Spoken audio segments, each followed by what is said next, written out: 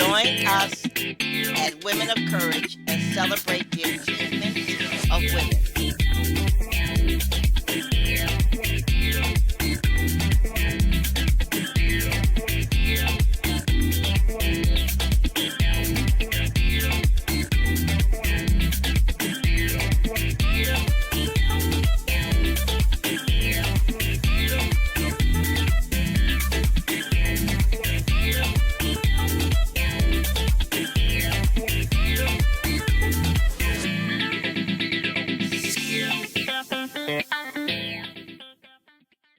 The Michigan primaries and the general election are coming up, so we thought we should say something about why you should vote.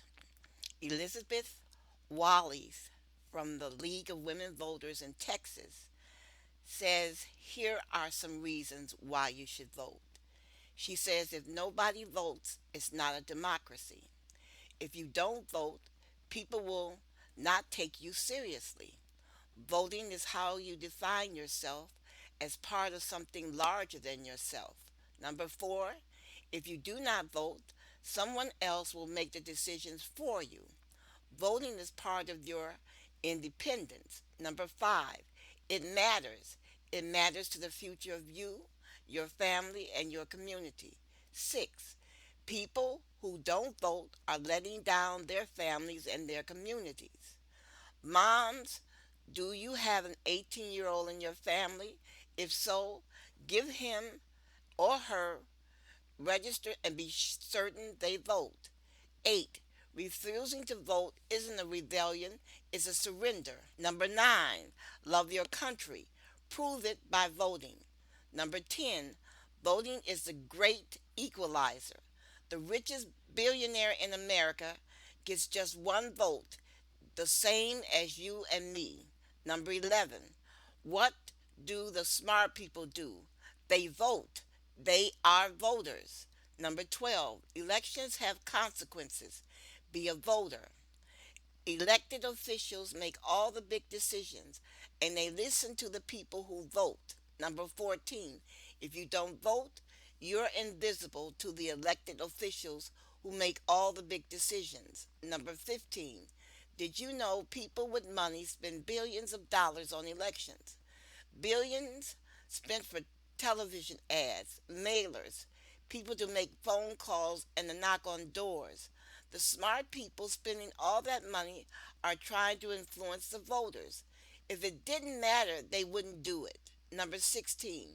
If you don't vote because you think your vote doesn't matter, then the people who don't want you to vote because you are afraid of how your vote will not win. Number 17. Bad people are elected by the good people who did not vote. Hundreds of thousands of Americans have died to protect your right to vote. You owe it to them to vote. 19. Voting is the right thing to do. Start preparing to vote now. Go and register at the Secretary of State's office.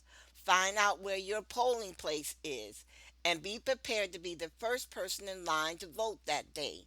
If you do not have transportation to the polling place, call your local library and find out who is offering free transportation to polling locations. Remember, vote.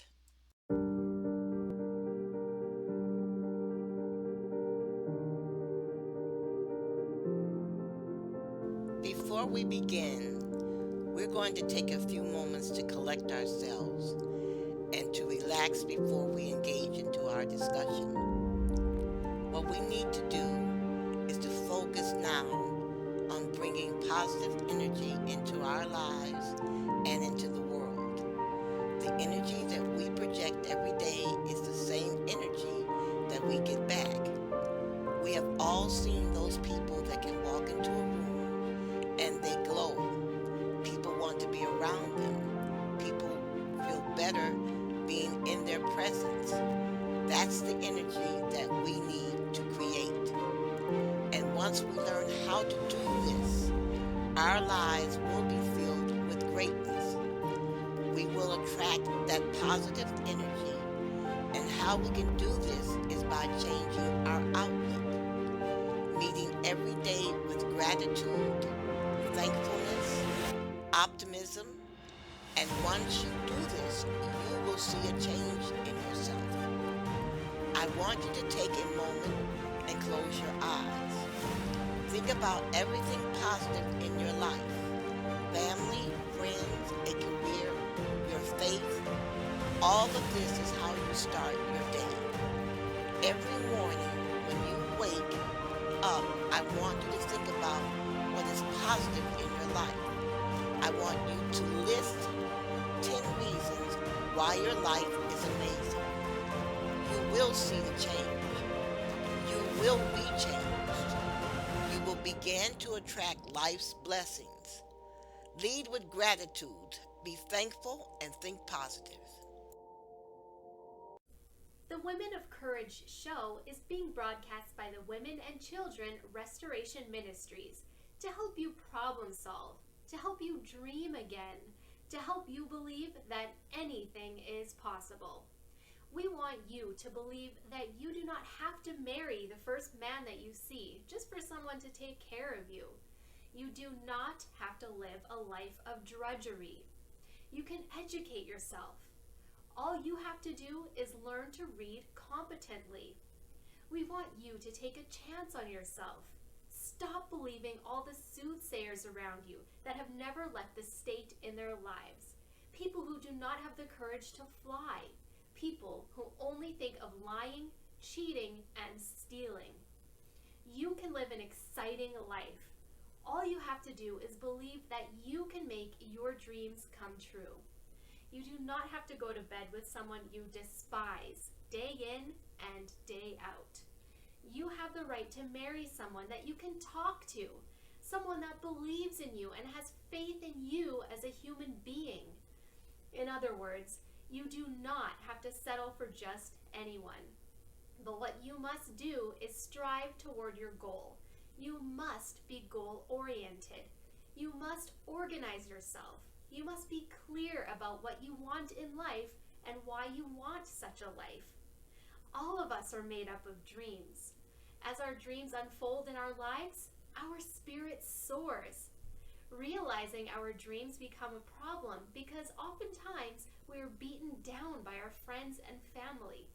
We're beaten down at school by people laughing at us because of our shoe size, ear size, breast size, saying nothing will come of our lives. Last time we discussed the lives of 17 black women. These were women that participated in the civil rights movement. They performed exceptionally. Most of these women were just ordinary, average women, except they wanted change to take place in their lives and in the neighborhood and in the lives of their friends and families. So they got up and did something. We introduced these 17 women to you because we wanted you to compare yourself to these women. Why can't you live a life the way these women live their lives? You need to ask yourself this question. You need to ask yourself, what am I doing to participate in life to bring about a change so my children can live a better life than what I lived? If you cannot come up with a reason why you are not participating in life, then you need to take a serious, hard look at yourself, and you need to look at the people who you are living around, the people that you consult for advice, the people who you listen to. This is extremely important. If you do not change, what do you expect from the lives of your children? All you can expect is that they're going to end up prostituting themselves, selling dope, or ending up in prison. Did you have bring your children into the world for these children to go, their lives to go down the drain? Well, if you brought your children into the world because you love them, then you must stand up and fight for their lives, which means that you're going to have to go back to school, which means you're going to have to change your life, which means you're going to have to clean your house, which means you're going to have to learn how to manage your time. Life is not something that you play with. You don't have time to sit and gossip. You don't have time to be talking about somebody else's breast and butt. You don't have time for foolishness. You don't have time to be sitting up smoking marijuana. Last week we had a report of a woman. She wanted to sit down and have a good time smoking marijuana, so she gave her child some cold medicine. She ended up killing her child. She poisoned her child with this cold medicine so she could have time to smoke marijuana. Is that not unbelievably stupid? If this woman was a reader, she would have known you cannot give children noxious substances like that. Their bodies cannot process those chemicals. Now this woman is facing murder charges for killing her infant child. Is that unbelievably stupid? Once you bring a child into the world, you are responsible for the life of that child. Period. It is unconditional. That's the way life is. When you bring a child into the world, you are responsible for that child. Then you need to educate yourself and learn some discipline so that that child can live a healthy life. If you do not feel good about yourself, then go see a psychiatrist. Go talk to a psychologist. If you're bringing unrelated men into your home every other month, you need to go see a psychiatrist. If you're trying to screw every man in the world, trying to prove how better you are than somebody else, you need to see a psychiatrist. Something is wrong with the way that you think. If you go out to bars trying to find a man so he can give you $30 to pay your light bill, something's wrong with the way you think. That's a stupid proposition. You're going to take a chance on your life by contacting AIDS just to get somebody, a screw a man so he can give you some money. And why are you so worried about your butt size and your breast size? You want to go have an operation so you can enhance your butt, as they call it, so you can have a larger butt to attract men, and you're going to take a chance on your life and leave your children here motherless. That doesn't make any sense. You need to be satisfied with the body that God gave you and go on with it. You don't have time to sit down moaning why your feet is a size 9 or why they're a size 11 and why you got a big nose and a flat face. You ain't got time for that foolishness.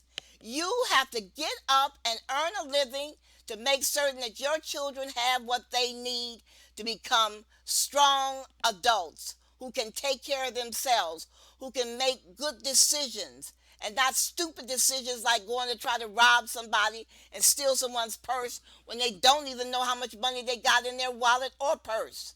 Stop using poverty as an excuse. Yes, poverty is hell, but you can come out of it because other people have come out of it.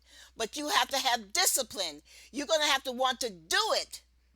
And if you're around stupid talking people, you need to get away from them because that's what's pulling you down. Anyone that's not going in a good direction in their life, you need to leave them alone. And good afternoon, and thank you for tuning in. This is Gloria Lee, the moderator for the show Women of Courage. Wherever you are in the world, I need you to know one thing right now. You are amazing. I know you might be upset. I know you might be hurting. And I know you might be frustrated. I know because all of these things happened to me. I was homeless for 2 years, and all I had was a computer, my son, and a car. I want you to know you still have a purpose in life, and it is my job to help you believe that again. Do you want to believe? Can you see that the divorce was not meant to take you out? Can you believe that the lost house and the lost job is a setup for something greater? By the end of this broadcast, you'll be injected with so much that you cannot help but believe again. And I am going to help you do just that. Are you ready? I got some things I want to share with you, and I will even make suggestions on books and activities that you can implement, which will ultimately bring healing and wholeness to you. If you are ready to be healed, if you're ready to be whole, just jot down the pointers I give and watch your life transform. No matter what happened, no matter whose fault it was, today is a new day and your time to live and be free is now. Join me in this journey to wholeness. Your time for total healing is now. Today you shall recover. Wholeness, healness, and peacefulness is in the mind. That is where all battles for life end and begin. We are again going to discuss self esteem. Pay close attention to what I say. You should listen to this broadcast several times. Self esteem is the core problem that leads to violence and self loathing that leads to self destruction. Your self loathing and or low self esteem can lead you to a pimp. It can lead you into prostitution or into making dirty pictures or letting someone mistreat or abuse your children. Your desire for acceptance from others and your desire for someone to say they love you can be the core problem to your dissatisfaction, and you will need professional help. If you are having a problem at work, you need to examine your self esteem. If you think people do not respect you, you need to examine your self esteem. I am harping on this subject because thousands and thousands of people are living miserable lives because they have low self esteem. They never try reaching for their dream. They find comfort in drugs or alcohol. You are not a failure just because your grandmother says so. Self esteem really needs to be investigated and understood. Children really should not suffer because the low of self esteem of their parents. Apparently, under analysis, self esteem explains why we find unmarried women with 4 or 5 children, all having different fathers, and the males are often referred to as my baby's daddy. Self esteem also explains why a woman will repeatedly have sex with a married man, why women sell their body for a man, and why women allow their children to be raped by their boyfriends. Upon examination, we see all sorts of evilness sprouting from the lack of self esteem. Murders are committed every day because of lack of self esteem. There are women who date men for 15 years and refer to these men as their fiancés, knowing these men have no intentions of marrying them. Again, what is self esteem? Self esteem is how you feel about yourself. Self esteem means feeling good about yourself, that you are happy with yourself.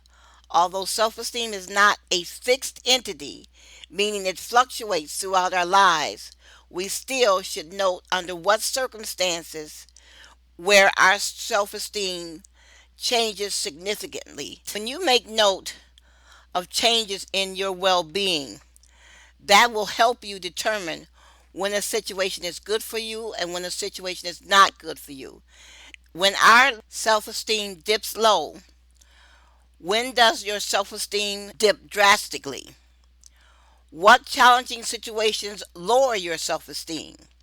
Your goal is to establish a foundation of a healthy self esteem that is consistently steady and unwavering across all areas of your life.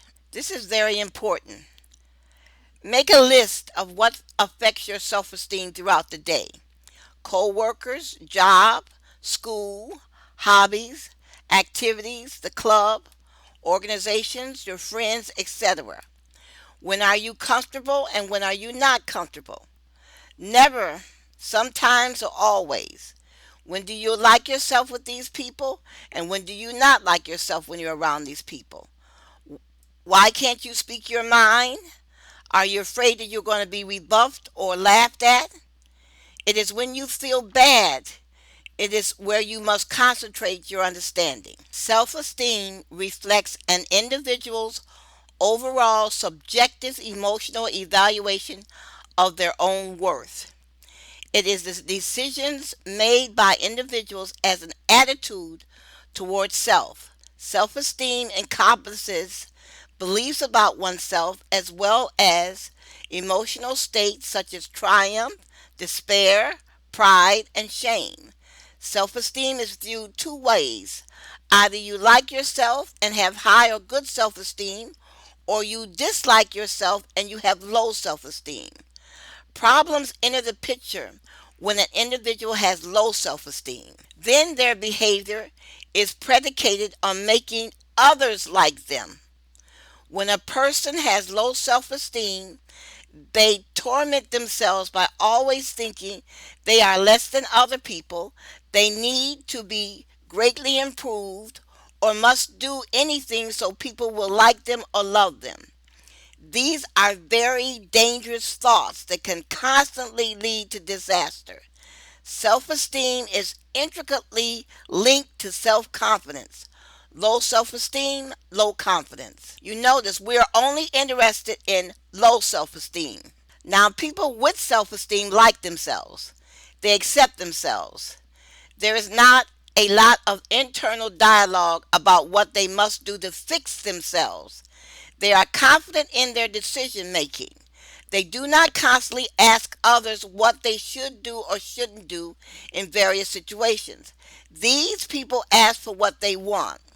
Many tend to be leaders, whereas people with low self esteem that feel bad about themselves are hard on themselves. They constantly criticize themselves and they think they're not good enough. Now, self esteem is developed during early childhood, during a person's inner relationships with their parents, teachers, siblings, and other relatives and friends. The people in our lives can affect how we feel about ourselves. When they focus on what's good about us, we feel good about ourselves. When they are patient, when we make a mistake, we learn to accept ourselves. When we have friends and we get along, we feel like we are liked. But if adults scold us more than they praise us, it's hard to feel good about ourselves. Bullying and mean teasing by siblings or peers can hurt self esteem also. Harsh words can stick and become part of how you think about yourself. The internal dialogue, that's the voice in your head, the things you say to yourself play a part in how you feel about yourself. Thinking I'm such a loser or I'll never make friends hurts your self-esteem. There are other ways to think about the same thing. I didn't win this time, but maybe next time. Maybe I can make some friends. The voice is more hopeful. It helps you feel okay, and it could turn out to be true. Sometimes the voice in your head, which is your internal dialogue, is based on harsh words that others have said or on bad times we have faced. Sometimes the voice is just us being hard on ourselves. But we can change the voice in our head. We can learn to think better of ourselves, learning to do things. We can feel good when we learn to read, add, draw, or build. Play a sport, play music, write an essay, ride a bike, set the table, wash the car, help a friend, walk the dog. Each thing you learn to do is a chance to feel good about yourself. Step back and look at what you can do. Let yourself feel happy with it. But sometimes we are too hard on ourselves. We don't accept that we do anything good enough. If we think that's not really any good, that's not perfect, or I can't do that well, we miss the chance to build our self esteem. You must constantly praise yourself to try to elevate your self esteem. If your self esteem is low, you can do things to feel better about yourself. It's never too late. Here's some of the things that you can do to raise your self esteem. Be with people who treat you well. Some people act in ways that tear you down. Others lift you up by what they say and do. Learn to tell the difference. Choose friends who help you feel okay about yourself. Find people who you can be yourself with. Be that type of friend to others. Say helpful things to yourself. Tune into the voice in your head. Is it too critical? Are you too hard on yourself? For a few days, write down some of the things that you say to yourself. Look over your list. Are these things that you're saying to yourself, do you say to a good friend? Not. Rewrite them in a way that is true, fair, and more kind. Read your new phrases often. Do it until it becomes a habit. to think this way. Accept what is not perfect. It's always good to do the best you can, but when you think you need to be perfect, you can't feel good about anything less. Accept your best. Let yourself feel good about this. Ask for help if you can't get past the need to be perfect. Set goals and work towards them. If you want to feel good about yourself, do things that are good for you. Maybe you want to eat a healthier diet, get more fit, or study better. Make a goal, then make a plan for how to succeed. Stick to your plan, track your progress. Be proud of what you've done so far. Say to yourself, I've been following my plan to work out every day for 45 minutes. I feel good about it. I know I can keep it up. Focus on what is going well. Are you so used to talking about problems that they're all that you see? It's easy to get caught up in what is wrong, but unless you balance it with something that is good, it just makes you feel bad. Next time, catch yourself when you complain about yourself or your day. Find something that went well instead of something that went wrong. Give and help. Believe it or not, giving is one of the best ways to build self esteem. Tutor a classmate, help clean up your neighborhood, walk for a good cause, help out at home or school, make it a habit to be kind and fair, do things that make you proud of the kind of person that you are. When you do things that make a difference, your self esteem will grow. Remember, we learn best when we repeat information to ourselves. Repetition is an excellent element in learning, and in order to build self esteem, we must understand the dynamics of how we view ourselves and what tools we use to stop the torment of beating ourselves up every day when we make a mistake or think someone else does not like us. I am going to pause for a second to take a short break while you listen to information regarding willpower and encouragement. It is all a matter of learning new behaviors. And please remember, it is easier to build strong minds than to repair injured people. What I said is a modification of a quote by Frederick Douglass. He said, it is easier to build strong children than to repair broken men. Now, for my dear listeners, help us save a life. Stop breast cancer from taking lives. Will you assist us in putting the booklet Black Women and Breast Cancer in the hands of a million people? Please go to the website www.touchedbythelight.us and download the booklet Black Women and Breast Cancer. Then email this booklet to 5 friends, asking them to email the booklet to 5 of their friends. We are trying to reach a million women with this information to save lives. The death of one woman to breast cancer from our community is one woman too many. We thank you for your support. Reading is not only a necessity of life, it is an activity that can be fun. Why not visit the website touchedbythelight.us and learn more about the books that we have discussed during our programs? Books such as A Christian is Never Desperate, What You Must Do to Win, Life-Saving Advice, Women of Courage Part 1 and 2, You Are the Prophet of Your Life, and the book Murdered Voices. We think you will be glad that you took the time out of your day to visit our website, touchedbythelight.us. Have a great day. We are going to continue our discussion of self esteem. Having little self regard for yourself can lead people to become depressed. People fall short of their potential, or people with low self esteem tolerate abusive situations and relationships. Too much self love, on the other hand, results in an off putting sense of entitlement and an inability to learn from failures.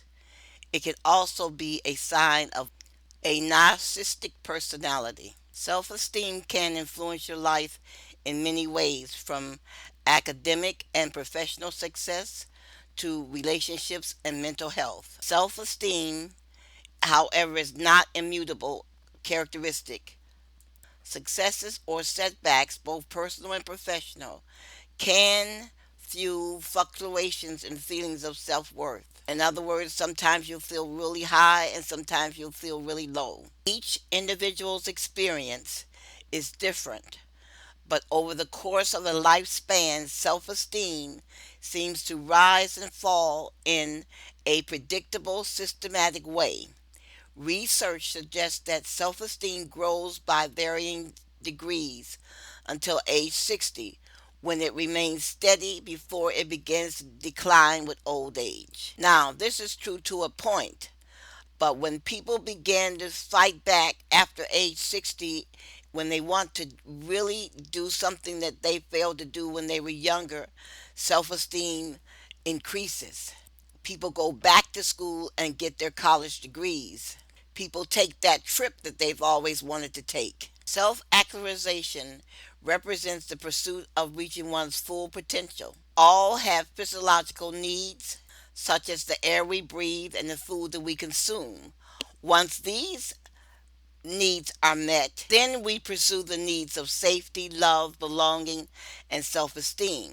Self actualization occurs when the most basic needs have been met or in the process of being met, and it becomes possible to strive to add meaning and personal and social fulfillment to our existence. This is done through creativity, intellectual growth, and social progress. A man can be, he must be.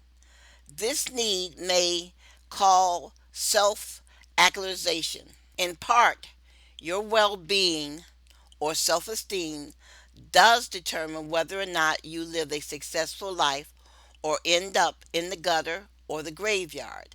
Your life is affected by your internal dialogue, your self doubt, and your confidence. Self doubt is commonly synonymous with the lack of confidence, low self esteem, and a belief in one's own effectiveness. The lack of faith in oneself makes it very difficult to engage constructively with challenges. Doubt and faith on first examination exist in opposition to one another. They are really synergistic. Self doubt is generally considered a negative trait. It is a negative trait when self doubt keeps you from taking action or paralyzes you in fear. Yet, doubt is intellectually and emotionally essential. It is a protection mechanism. Questioning whether you should do something is necessary to survival. Tells us to test the environment for safety and navigate through social currents. Questioning is at times a matter of survival when it represents the first awareness that without change, disaster awaits. It is important to learn to gauge trustworthiness and gullibility, which makes us a target for misuse. For example, a friend of yours can say, okay, we both don't have any money. Let's take this gun and go out and rob someone. Well, self doubt should kick in and tell you that this is a stupid idea. The only reason why your friend tells you to come along with him when he wants to rob someone is that he needs his help. He doesn't think that he can do the robbery by himself, so he's using you. And he thinks you're stupid enough to listen to him. The same thing with a girlfriend that tells you that they're hiring down the street at the bar, and all you have to do is stand up on the stage and dance naked. Your self doubt should kick in and tell you that this is a dangerous occupation. You have to leave that bar at night. Then what's going to happen to you? Self doubt can be used for growth when it is a testing or questioning situation and the results are arrived at and acted upon. For example, Mary and Sally are friends. Sally is always advising Mary. One day, Mary tells Sally she's out of money. She does not know what she's going to do to be able to pay her light bill by Friday. Sally tells Mary not to worry. All she has to do is go get a job at the topless bar down the street. They pay their dancers daily, so Mary can earn her light bill in a couple of days. Now, what are the questions Mary should ask herself? Here are at least four questions Mary should ask herself. How does the bar pay its dancers per day? How safe is the bar? What time and how long will she have to dance? If she has to dance at night, who will take her to her car? Why does Sally suggest this to her? What will be the consequences with her boyfriend? Why didn't Sally say she would allow Mary to borrow the money, her light bill money from her? Self doubt can also stop you from making a stupid decision. Posing questions does go hand in hand with curiosity, and it helps with cognitive flexibility. Flexibility, in turn, bolsters resilience and associated with better mental health. If things are pretty good, there isn't much reason to tip the apple cart. But when things kind of suck, curiosity is the tinder which reignites development. This is when you begin to ask yourself the question, what if I do this? What if this occurs? Curiosity and experimental avoidance are inversely related. Avoiding one's own experience is a way of avoiding paying attention to yourself. Experimental avoidance covers all the bases: thoughts, feelings, self recognition in many forms, creating blind spots about oneself and others. When people use experimental avoidance as a defense, whatever it is we are fending off tends to come out in other ways, often in the form of maladaptive behavior, emotional and physical symptoms. Let me say it again. When you practice avoidance as a defense, whatever it is that you are fending off tends to come out in other ways, often in the form of maladaptive behavior and emotional and physical symptoms. Curiosity shines a light on unawareness and may be a revealing spotlight or illumination, allowing us to grasp aspects of ourselves and our lives which would not have been available. But curiosity is also accompanied by anxiety about many things, particularly when it comes to contemplating important areas shrouded in uncertainty. Curiosity is the foundation for experimental engagement. Keep thinking about the problem until you can narrow down its core. Self doubt is a useful tool when curiosity is concerned and can remedy experimental avoidance. Questioning oneself is an examination, not a test, but a cautious and thoughtful examination of yourself is helpful. It is the first step of self recovery. Curiosity can take any form of the imagination. It does not have to have any particular shape or pattern. It can be formless, but you're asking questions and waiting for an answer. And as the answers come, you begin answering more and more questions. Self doubt comes in when curiosity hits a roadblock. Why am I not getting an answer?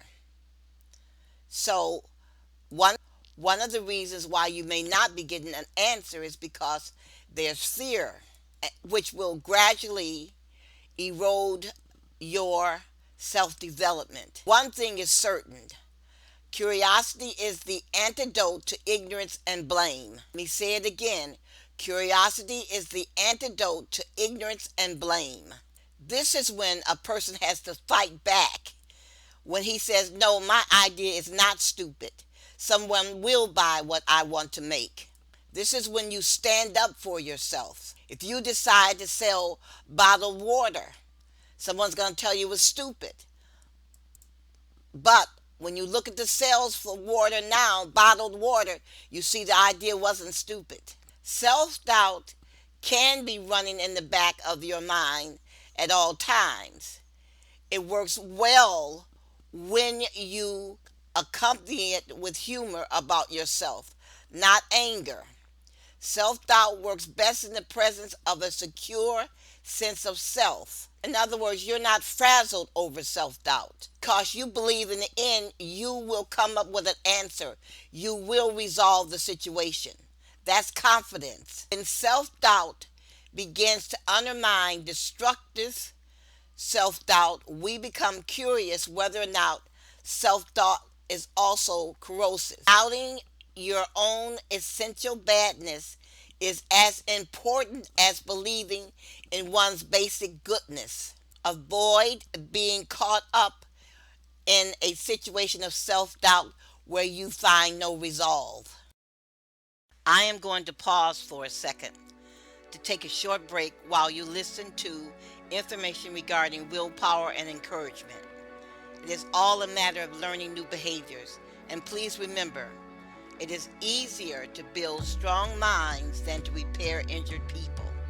What I said is a modification of a quote by Frederick Douglass. He said, "It is easier to build strong children than to repair broken men." Now, again, self esteem is how we feel about ourselves. It is how we answer the question, who I am. Self esteem is not inherited, but we do develop our patterns of self esteem through our interactions with our family, our friends, our teachers, our coworkers, etc. Low self esteem is a negative evaluation of self.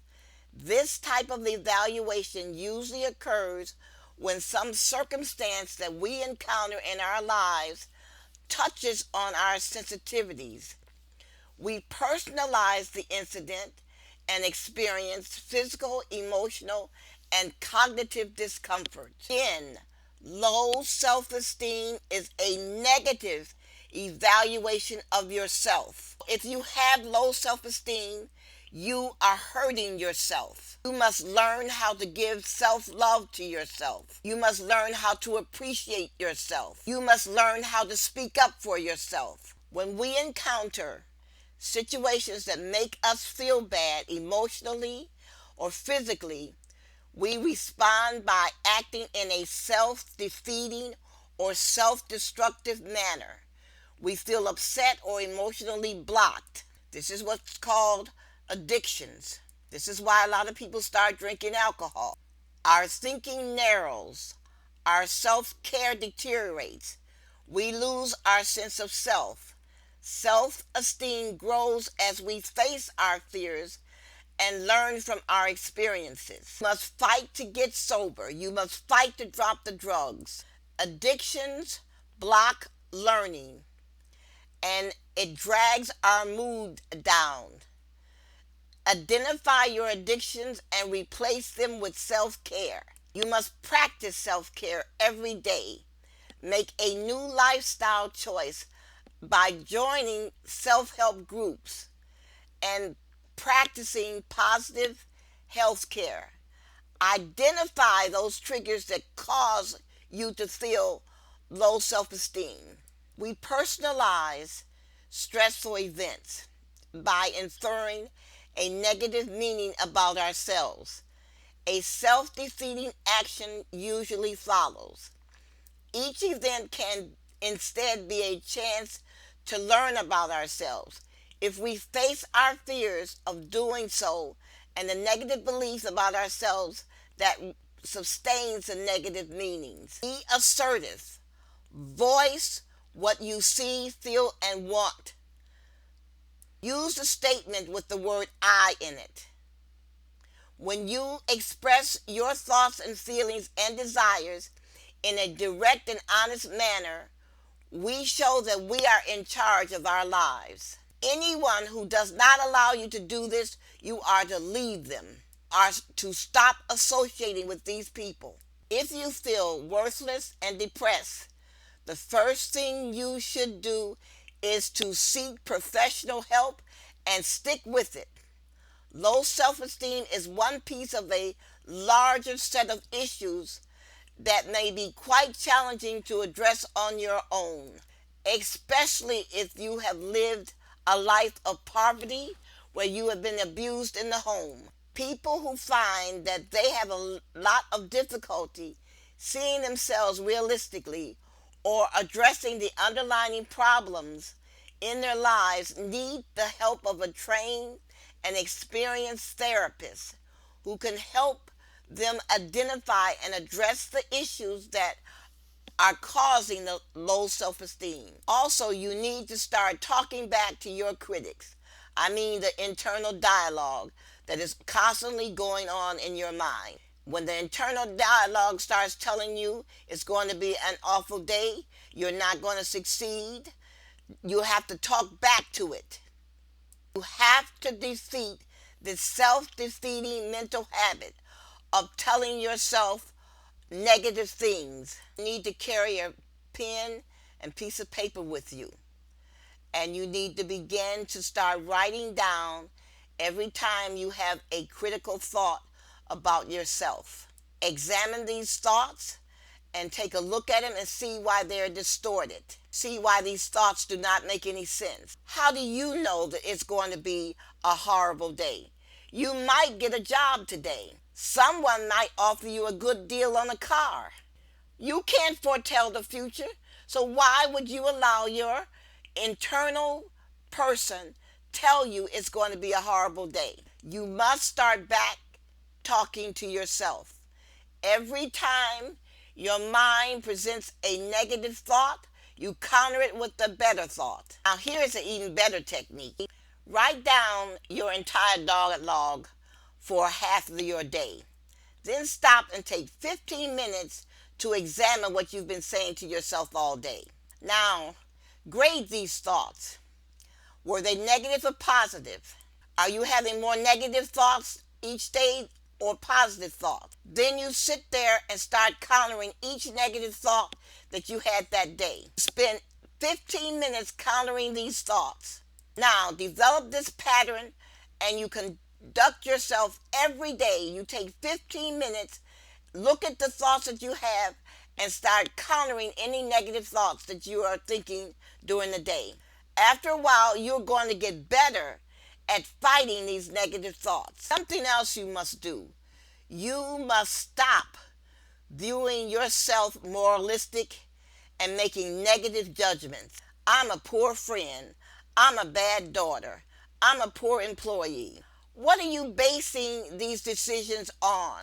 You have to find out what is beneath these judgments that you're making, because these judgments are causing confusion and despair in your life. This is why you need the help of a professional, because they can help you learn why you're beating yourself up.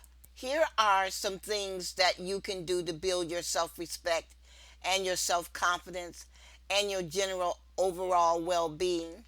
Start your day with a great feeling of self-worth, putting yourself in a better frame of mind to meet the day's difficulty, if there are any. You organize your mind as to how you will deal with any problems that you think are going to occur at work. You decide the best way to drive to work, the least stressful way. Refuse to entertain any negative thoughts while you are driving to work. You do not anticipate your boss hollering at you or you having a fight with your coworker. You push all of these negative thoughts aside. You tell yourself, I can control how I feel. Yes, appreciating and liking yourself is not easy, especially if your sense of self was seriously undermined when you were young, when there were toxic relationships, negative cultural influences, and major changes in your life, like one of your parents leaving you. Do not let anyone determine your sense of values. Leave these relationships. You want to maintain relationships that add to your life and add to your well-being, not take away from your feelings of well-being. You do not need you do not need a daily diet of put downs. Now, How about sitting down and reviewing your life? Write down your experiences with your parents, with your siblings, with your teachers. Take a good look at them and see if you are accepting their appraisal of you, especially if they've made a negative appraisal, like your teacher telling you that you're stupid, that you'll never amount to anything. You need to know whether or not you have accepted, are making negative thoughts based on what someone else said about you. These people are not fortune tellers. They can't tell you what you will turn out to be. Examining your relationship with other people will give you a clearer picture of what is influencing you and how these events affected you. If reviewing these events stir up painful memories, you must be strong, take a deep breath, and stay with the feeling until it becomes less intense. Do the experience from a position of acceptance. It happened, but now it does not have to affect your life. Now that you see the experience for what it is, it's just something that negatively happened once upon a time. It does not have to control today. You must be very clear about what is within your control and what is not within your control. You will be surprised how much your thinking and feelings and actions and how little other people, external situations can affect and change. Work on how you are in your life, how you respond to its challenges. Ask yourself, what is important about me? When you answer this question, do not join in with the choir of speaking negatively about yourself. What is the most important thing about you? What would make you have a successful life? How will you know when you have succeeded? Now, do not make the mistake of making comparisons with other people which are actually unrealistic. Remember how we talked about how we make ourselves feel bad when we make comparisons, especially when we look at women in the magazines or men in the magazines and they look perfect and we don't. What we don't understand is that these images that we see and dislike because we're not like those images have been photoshopped. There is an entire industry based on making us feel inadequate and bad about ourselves. Why? So we can buy their products. This is no more than manipulation. So stop comparing yourself to men and women in a magazine or on TV. You are who you are and accept yourself and be happy with yourself. Now, you should make a list of your positive qualities. Many people with a damaged self esteem find it extremely difficult. Why not consider behaviors such as kindness, loyalty, love, of learning, diligence, helping others? These are all positive qualities that you have. Be certain to make your own list, not your list from what someone else had to say about you. Do not believe your own negative self talk, no matter how convincing and true it seems.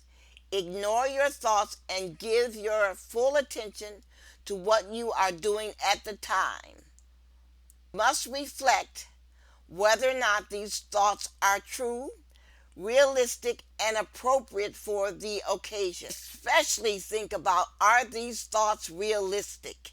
Here are some more reasons why you should vote whenever there is an election. Number one, elections have consequences. You have the power to decide on the quality of life you want for yourself and future generations. Voting is your chance to stand up for the issues you care about, like public transportation, raising the minimum wage, or funding local schools. This is your life. Take the time to help decide what is best. Not voting means you are giving up your voice. Elections are decided by the people who go out and vote. Take some time and learn about the measures and the candidates and the issues. If you don't vote, someone else will make the decision for you. Your power is in your vote. Number three, it is your money. You pay taxes, but you do not know how the money is being used. Most people don't.